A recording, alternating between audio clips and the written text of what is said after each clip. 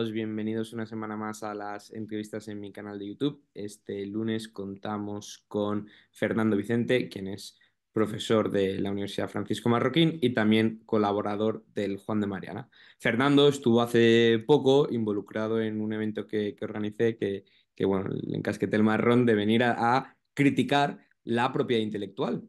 Bueno, pues lo hizo bastante bien, Fernando. Ganó su debate y además fue el que más votos movió de todo el día. Fue el debate que ganó pues, con más margen. Así que, bueno, algo parece que hizo bien, ¿no? Entonces digo, bueno, pues, Sí. Fernando, vente al canal a ver si logras convencer, bueno, yo estoy convencido, pero logras convencer a alguien que nos esté escuchando de por qué la propiedad intelectual puede no ser lo que algunos venden, ¿no? Ese motor de innovación y esa manera de proteger las ideas. Entonces, Fernando, entiendo que efectivamente no estás en contra de la propiedad intelectual, pero ¿por qué? Porque por muchos motivos, ¿no? Hay varias cuestiones que me parecen muy importantes. Lo primero porque es una perversión del término propiedad, Ujú, ya que no puede existir propiedad en las ideas. Las ideas nunca puede haber escasez, nunca puede haber un, las características necesarias para que se pueda considerar propiedad, y entonces hay un problema cuando se utiliza propiedad para todo. Al final propiedad no es nada, ¿no? Esto es un poco como la cultura. ¿Qué es la cultura? Bueno, pues al final cuando se prostituye de esa manera el término, al final es todo y nada a la vez. ¿Y ujú, qué pasa con este tipo de cosas? Pues que a río revuelto, ganancia de pescadores. Y siempre hay una perversión por parte de los políticos, que es que utilizan este tipo de indefiniciones, estos mitos, eh, que no dejan de ser ideas, pero las hacen pasar por realidades para arrimar el ascua a su sardina. Y ocurre, por ejemplo, una situación muy clara con este tema de la propiedad intelectual, y es que siempre se utiliza eh, como una cosa, a ver, queda muy bonito para los bienpensantes, un poco el planteamiento de los baptistas y los contrabandistas, ¿no?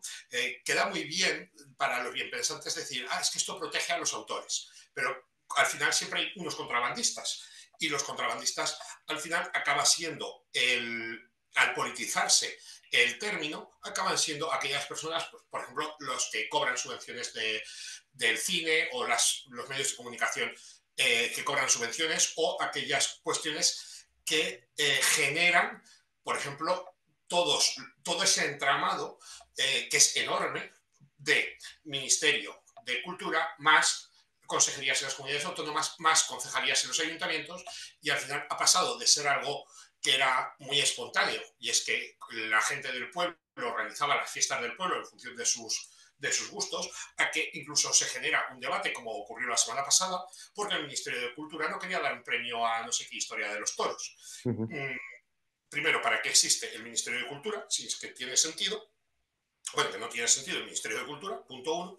Punto dos, ¿por qué tiene que decidir el Ministerio de Cultura qué es cultura? ¿Los toros son cultura? No, pues será un espectáculo. Para mí no es cultura, pero igual que no es cultura nada de lo que subvenciona, ni el cine, ni nada. Son negocios que debería ser el cliente y no el político el que decida si quiere ir al fútbol, o ir a los toros, o al cine, o a escuchar jotas. Ujú. Y entonces, ¿qué es lo que sí que deberíamos entender por propiedad? ¿Qué es según tú lo que debemos comprender con propiedad? ¿Qué características necesita algo para ser propiedad? ¿Qué es propiedad? Y tú me lo preguntas. A ver, bueno, pues lo primero que tiene que haber es una escasez. Ujú, Lo segundo que tiene que haber es una exclusión. Es decir, algo es mi propiedad cuando no es tu propiedad.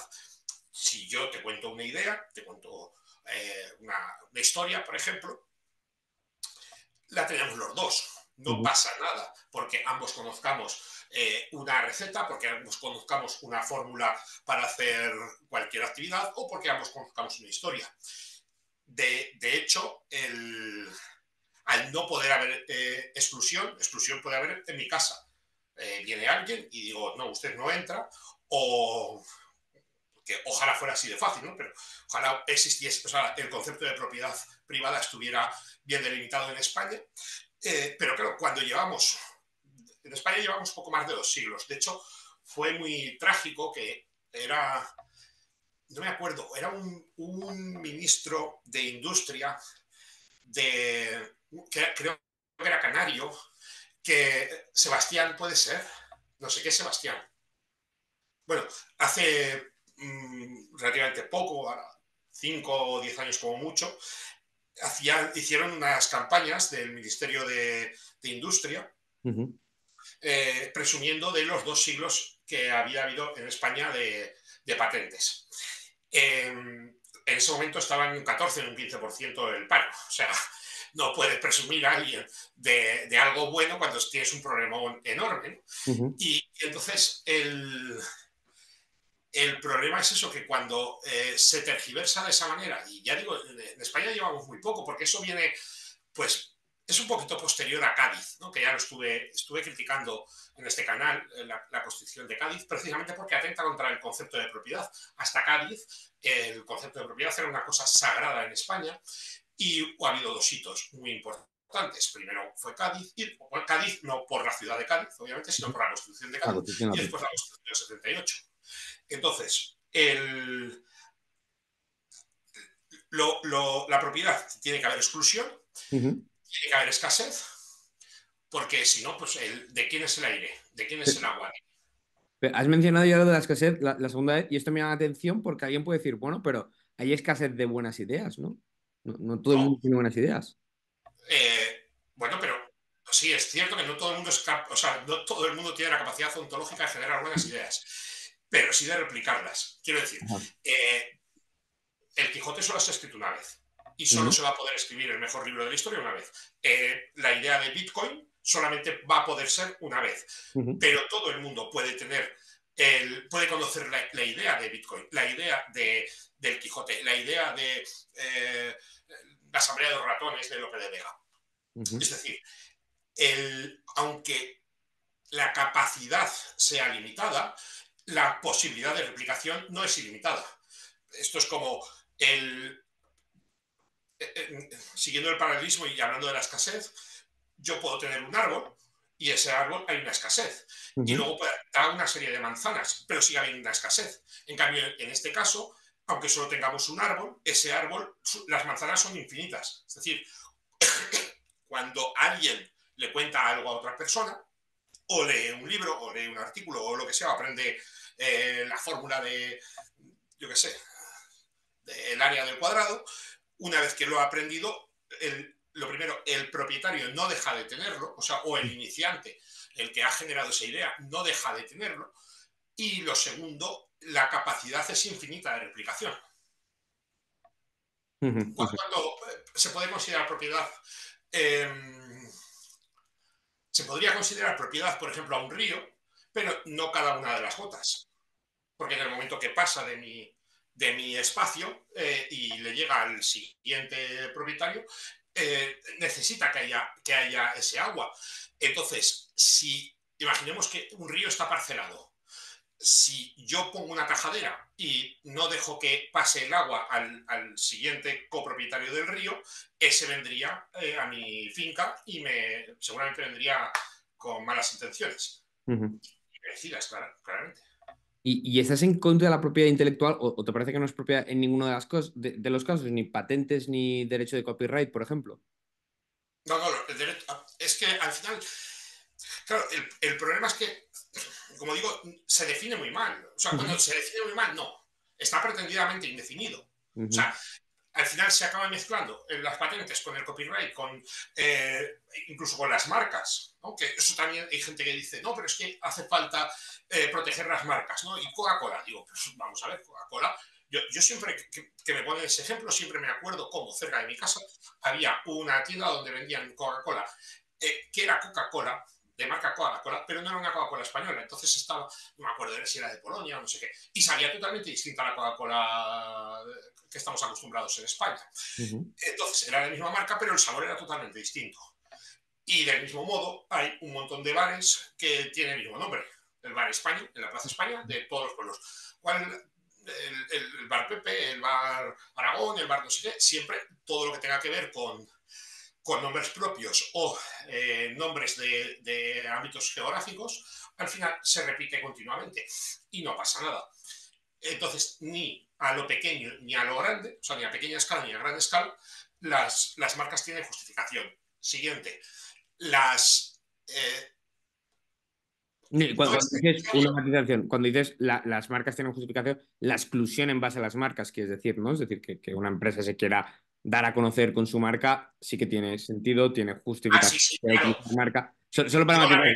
Dime. la regulación de las marcas. Sí, Eso, sí. eso Bueno, es. a mí me parece estupendo como digo, que el bar Pepe se llame bar Pepe.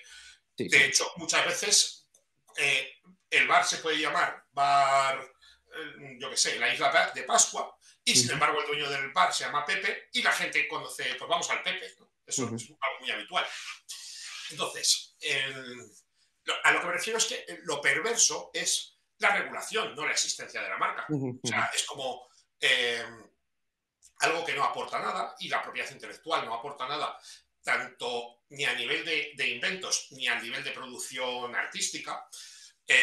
Y tenemos dos ejemplos que los utilicé en, en los debates, ujú. porque Debate. precisamente mi oponente, que además es muy amigo mío, y bueno, de hecho vamos a estar juntos en el Congreso de Economía Industrial, que presentamos un paper juntos, Mira. pero cometió, yo creo, una torpeza conociéndome, y es que hablo del Quijote, y entonces ahí sí que me dejó el balón que tuve que rematar a gol.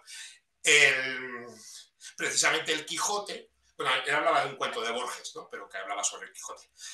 El Quijote se escribió sin leyes de propiedad intelectual, pero es Ujú, que no solamente el Quijote, sino que todo lo que se escribió durante toda esa época, que fue la mayor calidad literaria de la historia, de la historia universal, y a la vez, de forma contemporánea, las mayores aportaciones a la filosofía, al derecho, a la economía, tal, que hizo la Escuela de Salamanca, todo fue sin propiedad intelectual. Pero es que además, tanto el descubrimiento de América como la circunvalación del mundo fue gracias a que no había propiedad intelectual. Toda la tecnología que hace falta para mandar, bueno, no para mandar, sino que para, para embarcarse. O sea, porque alguien puede decir, ah, pues vamos a descubrir América, ¿no? ujú, Sí, si eso se pudiera decir. ¿Qué vamos a hacer? Pues Cristóbal Colón, de oficio descubridor, vamos a descubrir América. Eh, necesita tripulantes, es decir, para que la gente pueda montarse en ese barco yendo rumbo a no saben dónde, tienen que estar muy seguros de que ese barco va a funcionar, de que ujú, tienen los sistemas de navegación necesarios para poder embarcarse en una aventura de esas características, que tienen que poder alimentarse y beber. Porque estás rodeado de agua, pero no puedes beber el agua del mar. Entonces tienes que tener bebidas, comidas y navegación. Tienes que tener una tecnología tremenda para poder enfrentarse a esa aventura. ujú. Y todo eso es imposible que se pudiera hacer de forma centralizada y solamente pudo ser mediante la colaboración y competencia también de un montón de gremios, de un montón de personas que de forma espontánea y evolutiva han ido mejorando toda esa tecnología. Ujú. Y entonces parece ser que sí que puede darse la innovación, tanto cultural como de producción, ¿no? Que al final las patentes son eso. O sea, la patente es la regulación sobre una forma de producción, sobre un método en concreto. Sí que puede darse sin propiedad intelectual, ¿no? Porque eso es algo que le asusta mucho a la gente de pro propiedad intelectual, que dice, ya, pero ¿cómo habría innovación? ¿Cómo garantizas la innovación sin esto? Y hay un ejemplo del que me gustaría que hablásemos, que pones tú siempre, que es el del software, ¿no? Que justo es tu especialidad. Claro, es que yo llegué a estas conclusiones precisamente a través de este tipo de preguntas y Ujú, diciendo, pero no os dais cuenta que actualmente en aquellos segmentos más intervenidos el desarrollo es mínimo y en los segmentos menos intervenidos, para empezar, porque es ontológicamente imposible que un Estado pueda intervenir Internet en su conjunto, el, y porque, claro, toda la comunidad hacker se comunica a través de Internet, entonces en su medio de comunicación, pues te pueden intentar poner restricciones. Bueno, pues enseguida surgen los medios de cifrado para evitar estas restricciones. Entonces, en ese combate entre la represión estatal y el ansia de libertad de la comunidad hacker, pues van desarrollándose un montón de aplicaciones. Y gracias a esa imposibilidad de controlar el intercambio de código, es lo que tenemos ahora, por ejemplo, que podamos estar a kilómetros de distancia hablando y nos puede estar escuchando una persona, no solamente a kilómetros de distancia, es que puede estar en el otro lado del planeta. Y sin embargo, eso, o sea, ahí está. O sea, que es que no hace falta explicarlo porque lo están viendo todo el mundo. Y esto se ha creado en gran parte gracias a un concepto que es el software libre, que es que alguien desarrolla un software y lo pone disponible en la comunidad para que se pueda, que cualquiera lo pueda utilizar con los fines que quiera. Con los fines que quiera significa que lo mismo lo puede utilizar para el bien que para el mal. Aquí no hay distinción. Yo me acuerdo hace unos cuantos años, unos 20 años o algo así, había mucho debate de, ay, es que si se utiliza el software con fines militares, pues que se utilice con fines de militares. Vamos a ver, lo que tú no puedes restringir es el uso. Es decir, esto es como si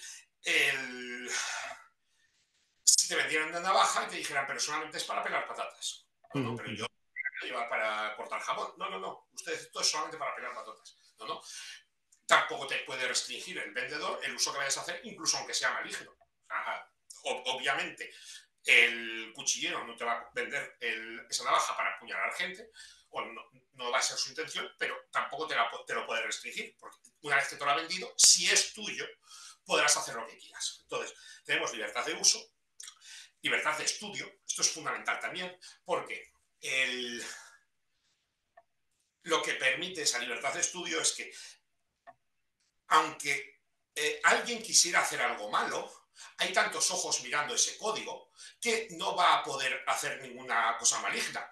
Por ejemplo, cuando estamos hablando de algo tan importante como es el dinero, actualmente el dinero más sano, o uno de los activos más sanos, es Bitcoin. ¿Por qué? Porque es software libre. O sea, yo no me fiaría de mandar a nadie un bien de forma telemática con la misma confianza, sabiendo que es libre, que cuando haces, por ejemplo, ¿por qué funciona mal el euro? Porque es opaco. En cambio, Bitcoin es totalmente transparente, es software libre, hay una limitación y demás, pero porque está fundamentado en esa filosofía del software libre. Entonces, tenemos la libertad de uso, la libertad de estudio, la libertad de modificación, es muy importante también, que cualquiera que ve una demanda y puede mejorar algo, ya no solamente solucionar un error, que siempre es bueno que cuando hay un error alguien lo pueda modificar, sino que además lo pueda, por ejemplo, traducir a su idioma y entonces llegar a más gente. Uno. Dos, lo pueda adaptar, por ejemplo, a dispositivos más pequeños. Podemos utilizar un ordenador muy viejo, en el cual, por ejemplo, no podamos correr un Windows y, sin embargo, un Linux sí. ¿Por qué? Ha habido alguien que siempre, porque generalmente cuando nosotros tenemos una necesidad, siempre ha habido alguien que la ha tenido previamente. Y generalmente, al ser una comunidad tan grande de personas, ha habido alguien que ha dado la solución. Porque hay una cosa muy bonita, que es la ley de Linus, que la definió Eric Raymond, que dice que cuando hay un número suficiente de ojos, todos los problemas son evidentes. Entonces, cuando alguien encuentra un problema, la comunidad encuentra la solución. Y luego la libertad para distribuirlo. Es decir, si yo tengo un programa, se lo puedo distribuir a quien quiera, pero no solamente distribuirlo a todas las personas que quieran, porque hay licencias de software que no permiten redistribuir el software, sino que además permite también las licencias de software libre que podamos redistribuir las modificaciones. Entonces, pequeñas modificaciones de millones de personas lo que hacen es cosas enormes, como puede ser pues el sistema operativo GNU Linux, como pueda ser Android, como pueda ser todos los servidores, prácticamente todos los servidores de Internet funcionan con software libre, ya sea con Apache, con Nginx, lenguajes de programación como Python, como PHP. O sea, es que prácticamente en el momento que cogemos el móvil, y yo esto lo hace, bueno, si además estaba con usted, cuando estábamos no fue. fue en Vicálvaro, que alguien me preguntó, me habló de una cosa que había dicho Errejón, de que el móvil pues prácticamente había sido un invento estatal. Sí, bueno, las teorías de Matsukato sobre el Sí, móvil. exactamente. Bueno, lo del Estado emprendedor es que es Eso. divertidísimo. Y digo, pero si esto es al revés, yo cojo mi móvil y primero que tengo es un sistema operativo libre, que es Android.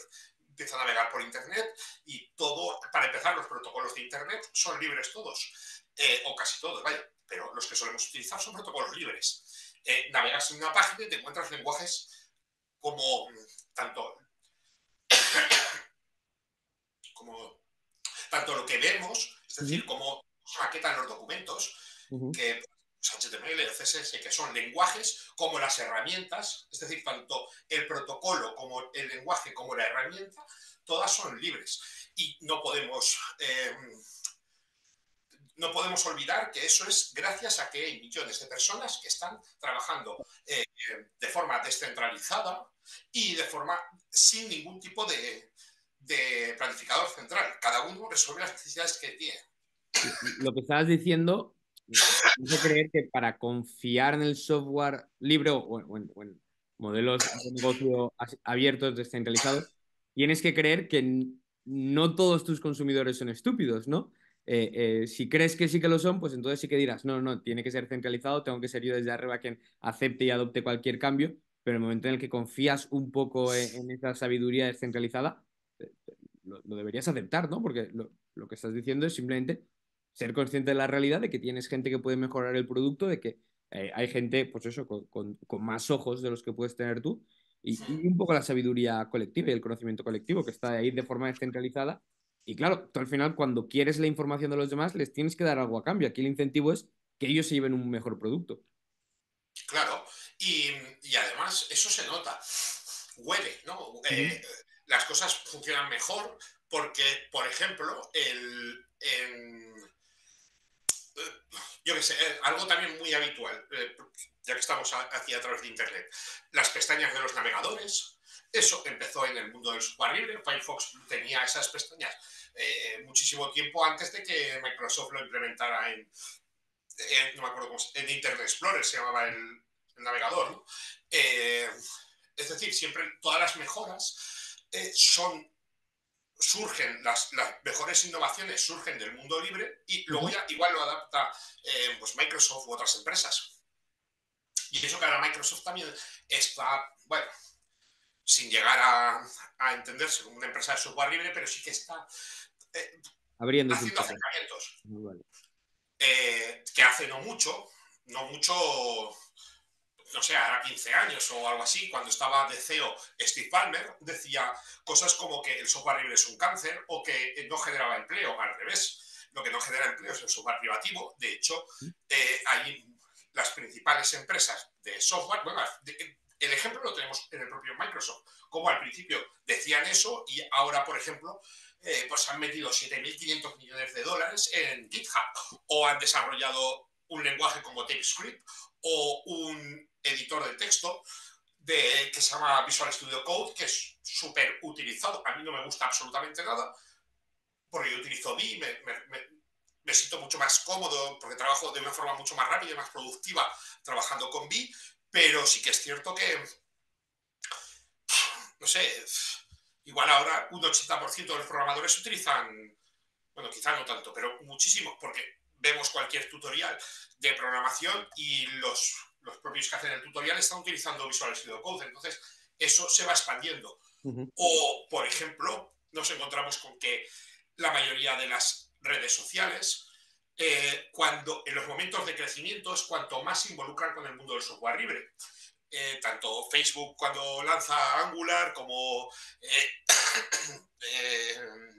Twitter. Twitter su crecimiento coincidió con cuando lanza Bootstrap. Ujú. Entonces hay una serie de hitos que siempre van de la mano, el crecimiento dentro de las redes sociales con la implicación dentro de la comunidad del software libre. ¿Qué ocurre con...? A ver, obviamente es imposible saber todas las motivaciones tanto de los desarrolladores como sobre todo de los usuarios. pero ¿quién está más cercano al público? O sea, una red social al final es la comunicación entre personas. Aquella persona que se dedica a relacionarse con toda la comunidad del software libre, o alguien que está simplemente yendo a su oficina en Redmond y metido en un cubículo como en Matrix, ¿no? Esos cubículos horrorosos que antes había para los programadores, pues esa persona no puede hacer nada creativo. Porque cuando el entorno es tan cerrado, tan cuadriculado, además espacios pequeños y tal, eso al final se nota en la calidad del software o en cualquier otro trabajo. O sea, me da igual que sea un programador que, imaginemos, alguien que hace cualquier trabajo, ¿no? Cuanto más bonito sea el entorno, es, va a estar más cómodo haciendo Sí, ese sí, sí, sí. trabajo. Estará más inspirado, sí, sí, sí. Uh -huh. Ahora que estaba pensando todo esto y todo, bueno, estamos hablando de software libre, pero en el mundo también digital, si así lo quieres ver, eh, se me estaba planteando cómo la posibilidad de que la IA pueda volver obsoleta a la propiedad intelectual o no, o que la propiedad intelectual pueda ser una gran restricción, un gran obstáculo para la IA, de pensar en muchas cosas que podríamos tener gracias a ella sin propiedad intelectual. Estoy pensando sobre todo en cuanto al arte, ¿no? Que hay muchos artistas que critican a la IA, que están opuestas, dicen que, que no deberíamos comprar obras o arte hecha por IA o música. ¿Qué opinión te merece? ¿Cuál crees que va a ser esa relación entre inteligencia artificial y propiedad intelectual? Eh, ¿Crees es que el crees que problema hace la mucho. inteligencia artificial es intrusismo laboral por parte de los programadores que van a hacer No, mejores obras y que el los tractor pintores? era intrusismo laboral para los agricultores. Bueno, sí. Bueno, claro, pero ¿y cómo vivimos mejor? ¿Ahora que hay tractores o antes que no lo había? Ah, no, no, sí, yo estoy convencido, claro. Entonces, eso por un lado, ¿no? Y en cuanto a lo de tener miedo, por ejemplo, yo también lo escucho mucho en programación, pero bueno, me da igual, los artistas, ¿no? Ujú, Oh, es que hace diseños y tal. Y Velázquez no necesitó tampoco propiedad intelectual para proteger su obra, simplemente, y yo creo que vivió bastante bien. Vivió bastante bien porque era un genio. Tú quieres competir contra un ordenador, pues tiene que ser mejor que el ordenador. Pero del mismo modo que tienes que ser mejor que el inmigrante que llega y trabaja recogiendo fruta por 9 euros la hora. ujú, ujú, Eh, o sea, todo este tipo de restricciones al final siempre es para yo que estoy dentro intentar mantener mi proteccionismo. ¿Por qué hay salarios mínimos? Para que el extranjero no pueda competir y se ujú. muera de hambre en África, ¿no? O el artista, que la verdad que es un término que no me gusta mucho, lo de artista, pero bueno, el diseñador o lo que sea, que dice, no, pero es que yo tengo que proteger. Bueno, pues, ¿cómo te vas a proteger tu obra? Oh, es que necesito esos derechos de autor. Bueno, y Velázquez, y Goya. Bueno, Ujú, Goya ujú. le pilló más ahí, bueno, pero tampoco le afectó mucho. Bueno, había hecho toda su obra cuando empezó toda esta historia de la propiedad intelectual. Bueno, sí, sí, sí, porque luego cuando se va a Francia, en Francia sí que llevaba mucho tiempo. De hecho, la historia de la propiedad intelectual surge en Francia, como todas las cosas malignas, como la Revolución Francesa y como tantísimas otras cosas que además están muy relacionados. ¿Dónde nace en Francia? Porque yo tengo otra historia en mente de la propiedad intelectual. A ver, no, la ley de patentes moderna, como conocemos ahora, aunque la propiedad intelectual, ya en el Estatuto de Venecia hubo una historia, en Inglaterra hubo otra, pero tal como lo conocemos ahora, además es una historia muy, muy curiosa.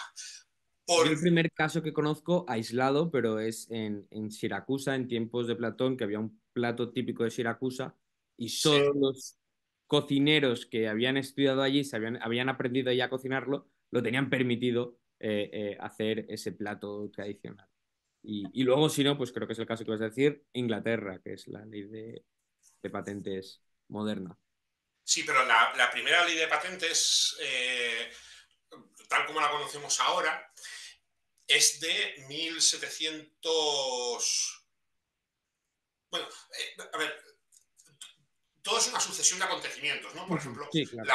todo el rollo de la ilustración. La ilustración como en Francia no había habido un siglo de oro, tuvieron que, desde el Estado, intentar impulsar un desarrollo intelectual que al final acabó desembocando en la enciclopedia. Es decir, la gran aportación de la Ilustración fue copiar un invento que en España llevaba funcionando 10 siglos, ¿no? Que desde San Isidoro de Sevilla. Una tontada. Pero eso ya marca un hito, ¿no? Es una forma de, desde el Estado, marcar qué es la verdad, ¿no? Una especie de neutral, ¿no? Ahora que está tan de moda de que el gobierno sea quien decida lo que es un bulo y lo que no y tal, pues esto viene de ahí. Luego surge esa ley de patentes y al poco tiempo quitan poco tiempo, te estoy hablando de como 2 años después, quitan todas las academias de artes, de letras y las academias científicas para luego crear el Instituto Nacional de Artes y Ciencias de Francia. Es decir, hay toda se crea una base aparentemente bonita, que es que el Estado crea la enciclopedia, que el Estado acerca a la cultura, cuando realmente lo que hace es justo lo contrario, restringir, porque el hecho de que sea el gobierno el que decida lo que es y lo que no es francamente es terrible, pero, y luego, encima, aparentemente se protege a los autores, entonces queda muy bonito. Vale, eso, qué bien, ¿no? Es como cuando pues son los ministerios o las concejalías y demás, dicen Madrid con la cultura o Zaragoza con la cultura. Y dices, pues no, no puede ser. O sea, primero me tendrás que definir qué es la cultura y luego la ciudad no puede estar con la cultura, será cada uno de los individuos, no el conjunto. El conjunto no puede ser, porque no es un conjunto, es una algarama de personas que cada uno tiene sus intereses particulares. Y luego el término de cultura, como tampoco está bien definido, sino que es una cosa que, lo que digo, ahora puede ser cultura o ahora no. Y para una persona el rock o el rap o tal puede ser cultura y para otros pueden decir, no, solamente Beethoven es cultura o la música clásica. Bueno, pues intenta hacer un concierto yo qué sé, de barroco y a la vez hace un concierto, un festival de rock. A ver quién va. Entonces,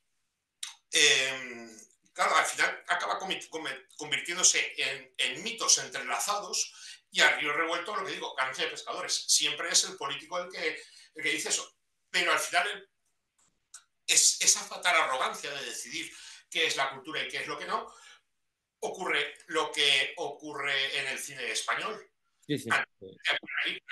Que Ocurre lo que ocurre en todas las industrias en las que te cargas la competencia, que el producto que tienes no es el producto que nadie valore y que nadie esté dispuesto a pagar por él. claro, a mí me hace mucha gracia cuando la gente critica esas películas como la que he comentado antes, de Cristóbal Colón de Oficio Descubridor, o yo qué sé, Los Vingueros, o estas películas que, bueno, pues quizá no es el cine más refinado, pero hacían unas cajas en taquilla enormes. O sea, hasta el punto que en ese momento generaba también industria de verdad. Luego también estaba el cine kinky, que puede quedar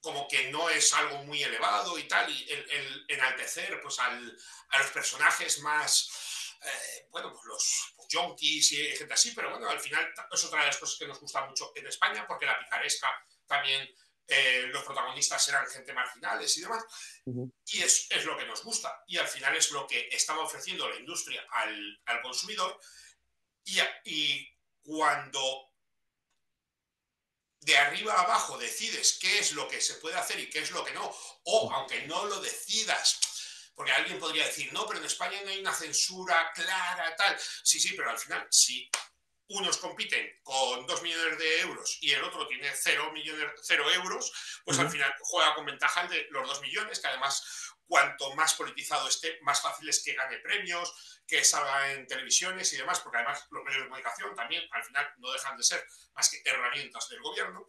Al final el público le da la espalda. Ujú. O sea, ¿cuántas películas no llegan ni a 100 espectadores? Es una tragedia, hombre, que se están gastando un auténtico dineral.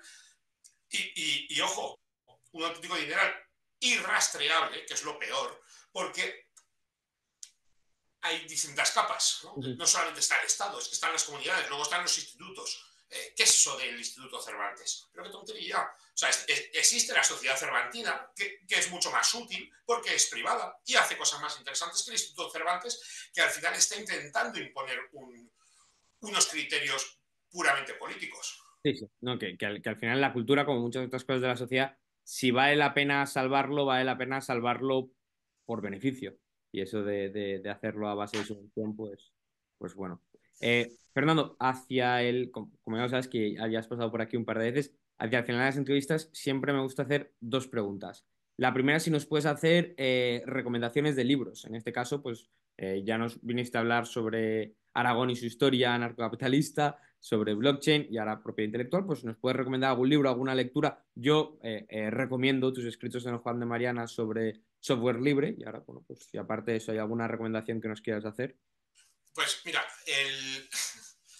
un libro que yo, la verdad que no tenía mucha fe, pero me ha encantado, La Ujú. Escuela Austríaca de Madrid. Ah, el de Cristóbal Igual Matarrán. Matarán, sí, sí. Yo había tenido alguna conversación con él y porque él le veía como muy distante. Hay un personaje que a mí me fascina que es José Larraz y él lo tenía así como muy como una persona no excesivamente relevante, digo, vamos a ver, pero si es quien lleva la escuela austríaca, o sea, la escuela de Salamanca a la escuela austríaca, es una Ujú. persona súper importante. Y, y entonces, pese a todo, o sea, ya digo, yo tenía mi recelo, pero lo compré, o sea, lo tenía comprado con la preventa, ¿eh? O sea, el primer día ¿No lo que salió a la pirateaste? venta ya lo tenía, ¿eh? ¿No lo pirateaste? No, no, no, no. No, porque, a ver, me gusta esa palabra, ¿no? O sea, me gusta esa idea que acabas de decir. Al final muchas veces compramos el libro por el fetiche. O sea, Sí, yo sé que totalmente. me lo puedo descargar la mayoría de los libros y sin Yo, de embargo, hecho, me los descargo cuando ya me los he comprado o para confirmar que me lo quiero comprar, pero yo de normal todo libro que me descargo también lo tengo comprado. O sea, es que me gusta tenerlo físico, que al final pirateo o también por una cosa de comodidad, de, vale, ya lo tengo, ahora quiero acordarme dónde decían esta frase porque lo quiero citar, quiero hacer no sé qué. Pues es comodísimo tenerlo pirata. claro, sí, sí. Bueno, piratas son los que asaltan barcos, ¿eh? Bueno, pero a mí me gusta, a Eh, mí es que me gustan los jugadores que saltan barcos, así que me gusta, yo que sé, que a lo mejor de la poca aventura que tengo en mi vida es esta piratería, ¿no? La piratería digital.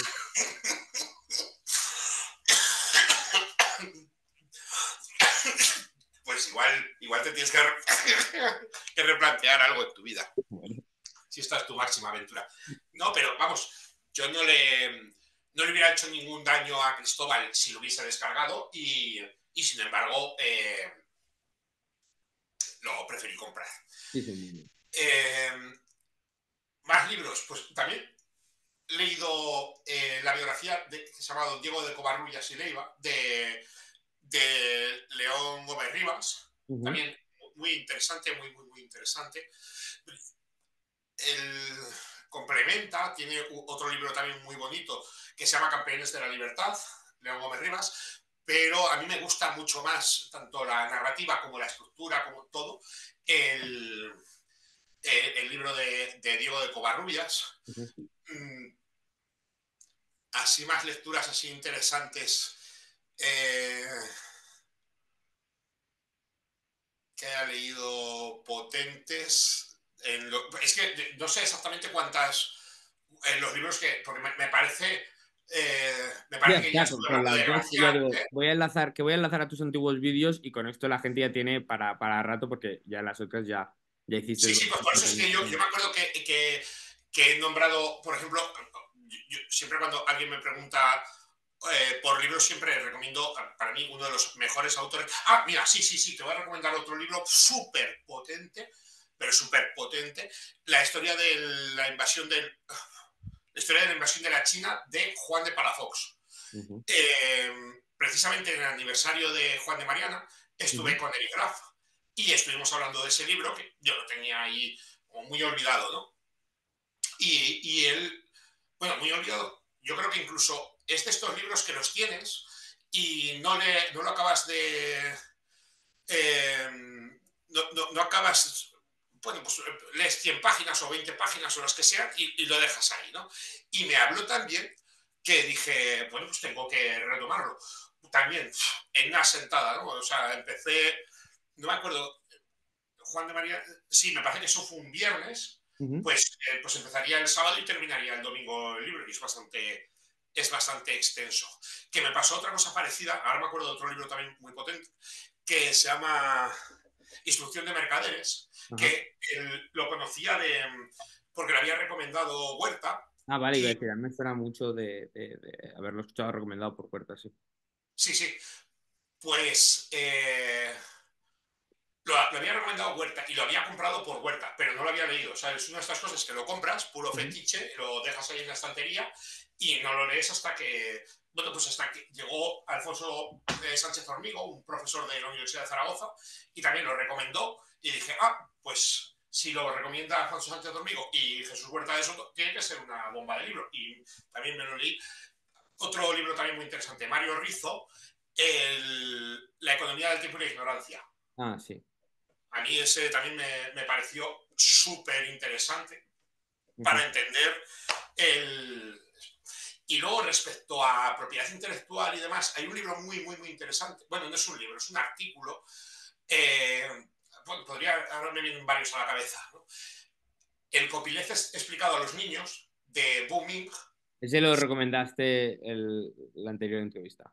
Sí. Es Sí. que, claro, ese era el miedo que me daba, el acabar repitiéndome, ¿no? No, Porque no, pero yo me lo he repasado para caso de que lo dijeras, pero sí. vale. Y, por ejemplo, otro libro también muy interesante, bueno, cualquiera de Eric Raymond, ¿no? El Caldero Mágico o Conquistar una Atmósfera o, sobre todo, a mí me parece súper interesante el, La Catedral y el Bazar. Sí, también lo recomendaste este último. Vale. Perfecto. Nada. Y ahora, si pudieras tener una conversación con cualquier persona de la historia, ¿con quién sería?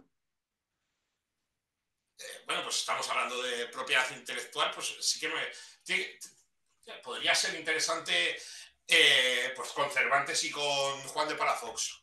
Podría ser tomar unas cañas ahí en A el Virreinato de Nueva Cervantes, España. quien le ¿Eh? copiaron, a Cervantes quien le copiaron, ¿no? Hubo una segunda, hubo un Claro, es que eso es lo segundo bonito. Es que esa historia, eso es súper cañero. Eh, O sea, Cervantes, actualmente, a alguien le copian, y, ¡ay, qué mal el copyleft! O sea, que me han copiado, tal, que mis derechos de autor y tal. Y entonces, al estar tan prostituido ese concepto, la gente acaba recurriendo a los tribunales y se acaban metiendo en pleitos eternos, ¿no? Porque además es tan lenta la justicia que al final no sale rentable. Ujú. ¿Y qué hizo Cervantes cuando sacaron el Quijote de Avellaneda? Que él tenía que conocerlo. O sea, que esto también es un tema que hay que estudiarlo mucho. Bueno, yo llevo muchos años estudiando este caso en concreto del Quijote de Avellaneda y de la segunda parte del Quijote, pero el Quijote de Avellaneda sale en 1614 y en Ujú. 1615, el año siguiente, aparece el Quijote la segunda parte del Quijote. De Es Cervantes. decir, tenía que conocerlo. No puede ser, tú no puedes escribir en tan poco tiempo y más con la lentitud de esa época. O sea, que no había, ahí sí que no había ordenadores, o sea, que tenías que escribir, que era un proceso muy lento. Era un proceso muy lento también la edición, la impresión, la distribución, y sin embargo se hizo muy rápidamente. Es decir, Cervantes tenía que conocer esa obra antes de sacarlo. ¿Y qué hizo? ¿Meterse en un zancocho legal y tal? No, pues dijo, bien, ojo que es un libro extraordinario, ¿eh? También apúntalo más a las recomendaciones, tanto el Quijote de Cervantes como el Quijote de Avellaneda. Y entonces lo que hizo fue contraatacar haciendo un libro mejor. Eso es, eso es. Pues es que me parece tan maravilloso porque cuando en ausencia de coacción, siempre la inventiva humana se desarrolla. Ujú. O sea, no necesitas que alguien te proteja, te proteges tú. ¿Y cómo te proteges contra...? Pero vamos, es que además en esa época, ¿no? Que las disputas, yo qué sé, las discusiones de auxiliis y demás eran así que quiero rebatir una idea tuya. Pues no voy a rebatir con un tuit, ¿no? Que se haría ahora, hago un zasca. No, no. Ujú. Se rebatían con libros, pero con Ujú. libros, toma, para rebatir un argumento escribo un libro de 200 páginas. Ujú. Eso es rebatir. Perfecto, Fernando. Pues muchas gracias por tu tiempo. Enlazaré los sitios donde puede encontrarte la gente, donde puede leerte y todo. Y nada, a ver si hemos logrado convencer a alguien. Eso espero. ¿Cómo Venga, pues convenciste muchas el día del gracias. debate? Nada. Vale.